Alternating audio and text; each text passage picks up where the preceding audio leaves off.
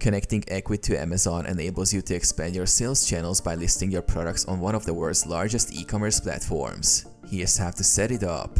Create an Ecwid account. If you don't have an Ecwid account, sign up at Ecwid. If you already have an account, log into your dashboard.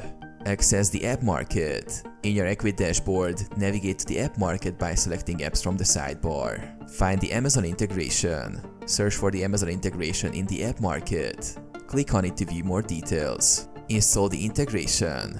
Click on the Install or Add button to start the integration process. You may need to confirm your selection. Link your Amazon seller account.